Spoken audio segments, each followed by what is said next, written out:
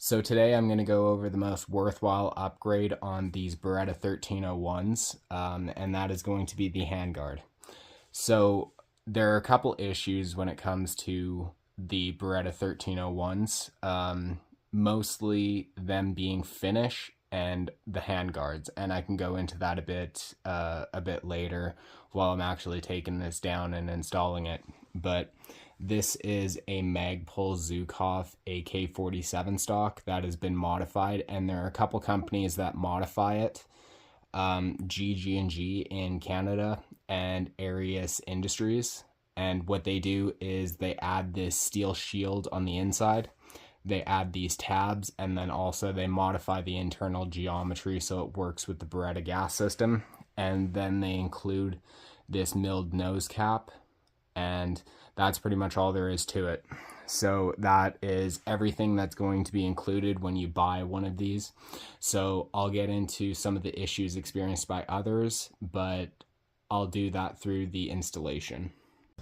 So for this, it's pretty straightforward and you shouldn't need any tools. So what you're going to start off by doing is obviously make sure the gun is unloaded, all of that good stuff, but you're going to take off your nose cap. So if you have an extended tube like myself, then it's a bit trickier because that spring wants to fly out of there like a can of snakes. But if you have the original factory cap, then your spring should be retained, but just take it off. And then for actually putting this on, you're going to take off the entire barrel assembly and everything just because it's a lot easier.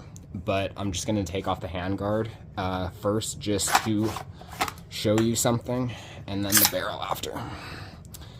So when I was talking about issues with the Beretta 1301 and the handguards, what I'm talking about is these tabs.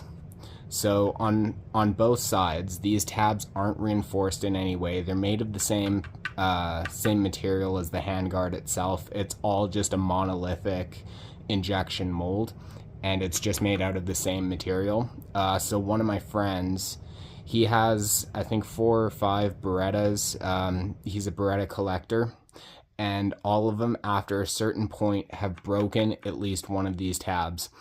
And I had a brand new FDE unfired 1301, and I've shot a couple 3-inch magnums through it, and these tabs shattered.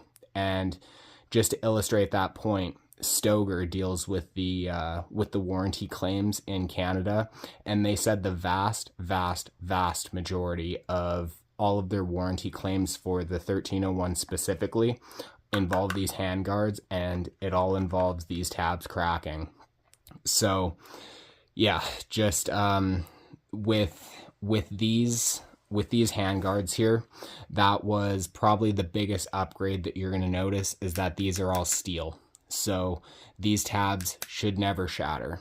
So if you want to actually install them, what you do is, it's definitely a bit tighter, but you're going to have the barrel off, and you're just going to basically slip it on like that, and it's going to click. So that's what you're looking for right there.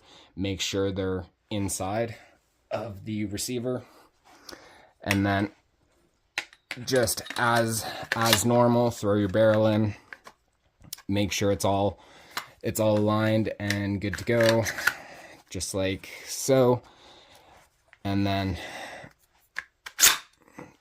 just like that. So once you're done that, all you have to do is throw this on, throw this extension like so to retain it, and make sure you tighten it down, and make sure that everything is aligned and not cockeyed. Make sure you give it a tug, make sure it's properly in there, and then close your bolt and make sure that everything cycles good. Look on the inside, because you can see the operating rod. Just make sure it isn't hitting anything or anything like that, and it isn't making any crazy sounds when you install it, and you should be good to go. And this is a pretty worthwhile upgrade. So I by no means dislike the original handguard. I think it's a fantastic design in the sense of it's very aggressive in the stippling, and I personally really like how sleek and slender it is compared to other shotguns that are definitely more bulky. I personally really like the design of the handguards, but it's just these tabs, and once these tabs break, the only thing that is retaining this on the gun is your tube clamp, and that's it. And at any point, if you drop the gun or anything like that, this would go flying off, because this handguard, other than these two tabs, don't retain inside of the shotgun in any kind of way.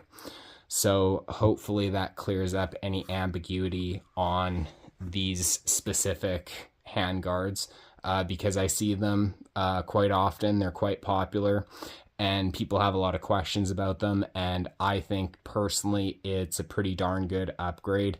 Definitely pricey, just be warned about that, but I think they did a very good job at designing these and fixing some of the shortcomings with the original handguards. If you enjoyed the video, feel free to like it. Feel free to subscribe if you want. Thanks for watching, and have a good day.